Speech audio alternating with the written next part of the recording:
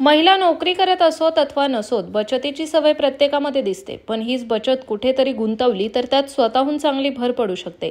महिलांसाठी कोणते गुंतवणुकीचे पर्याय चांगले असू शकतात ते आज आपण पाहणार आहोत या व्हिडिओच्या माध्यमातून. गोल्ड इन्व्हेस्टमेंटमध्ये प्राचीन काळापासून स्त्रिया सोन्यात गुंतवणूक करत आहे. गेल्या काही वर्षात सोन्याच्या किमती ज्या प्रकारे वाढल्या आहेत त्यावरून भविष्यात सोने खूप चांगला परतावा देऊ शकेल.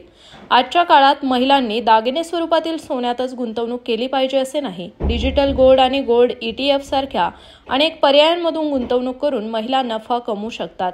महिला अगदी कमी रकमेतून डिजिटल सोन्यात गुंतवणूक करू शकतात. तसेच महिलांना म्युच्युअल फंड SIP हवे असल्यास SIP द्वारे म्युच्युअल फंडात पैसे गुंतवू शकतात. या योजनेत महिला फक्त 500 रुपयांपासून गुंतवणूक करू शकतात आणि कमाल मर्यादा नाही. ही मार्केट लिंक्ड स्कीम असून SIP खूप चांगला परतावा देते. जर दीर्घ मुदतीसाठी गुंतवणूक करायची असेल तर या योजनेद्वारे महिला सहजपणे संपत्ती निर्माण करू शकतात. कारण या योजनेचा सरासरी परतावा 12% मानला जातो. असा परतावा इतर कोणत्याही योजनेत मिळत नाही. महिला सन्मान बचत योजना, यामध्ये जर महिलांकडे कमी पैसे असतील आणि ते जास्त काळ कुठेही गुंतवायचे नसेल तर महिला सन्मान बचत योजनेत गुंतवणूक करू शकतात. सरकार ही योजना विशेषतः महिलांसाठी चालवते. यामध्ये महिलांचे पैसे 2 वर्षांसाठी जमा केले जातात. त्यावर 7.5% दराने व्याज दिले जाते. डेट फंड हे प्रत्यक्षात म्युच्युअल फंड असतात जे फार कमी जोखीम असलेल्या FD पेक्षा जास्त परतावा देतात. DBT फंड्समध्ये गुंतवणूकदारांकडून घेतलेले पैसे बॉन्ड्स, सरकारी सिक्युरिटीज, ट्रेझरी बिल्स इत्यादींमध्ये निश्चित उत्पन्न सिक्युरिटीजमध्ये गुंतवले जातात. म्हणजेच डेट फंडाचा पैसा सुरक्षित ठिकाणी गुंतवला जातो.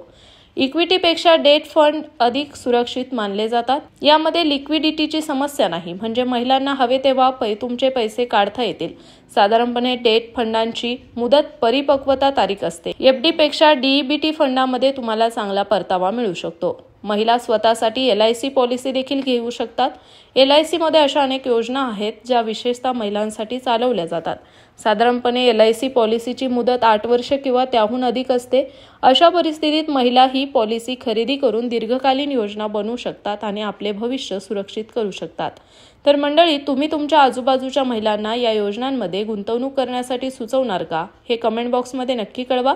आणि व्हिडिओ आवडल्यास व्हिडिओला लाईक करा, शेअर करा आणि सबस्क्राईब करा.